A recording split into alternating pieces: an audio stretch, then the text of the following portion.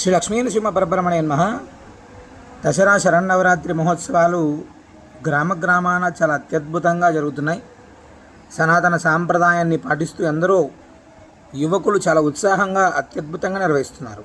అయితే సాధారణంగా మూలా నక్షత్రం అనేటువంటిది రాగానే చాలామంది ఆనాడు అక్షరాభ్యాసం చిన్నపిల్లలకు చేయాలి అని చెప్తుంటారు. మనకు శాస్త్రంలో కానీ ఎక్కడ కూడా పెద్దలు ఎవరు కూడా చెప్పిన దాంట్లో మూలా నక్షత్రం నాడు దసరా శరన్నవరాత్రి ఉత్సవాలలో అక్షరాభ్యాసం చేయమని ఎక్కడ కూడా లేదు.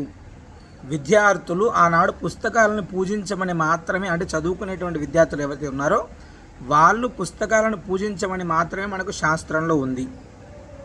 మనకు పంచాంగంలో ఉండేటువంటి పంచాంగకర్తలు చెప్పినటువంటి విధంగా గాను లేదా పెద్దలు చెప్పినటువంటి విధంలో మూలా నక్షత్రం నాడు అసలు సాధారణంగా అక్షరాభ్యాసం అనేటువంటిది అసలు లేనలేదు.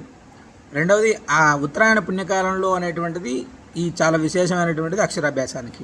విద్యార్థులు తప్పనిసరిగా ఈరోజు మూలా నక్షత్రం నాడు తప్పకుండా మీకున్నటువంటి పుస్తకాలని అమ్మవారి దగ్గర ఉంచి విశేషంగా ప్రార్థన చేసి మంచి చదువుని ఇవ్వమని ప్రార్థన చేస్తే ఆ విజయ పరంపర అనేటువంటిది మనకు కొనసాగుతుంది.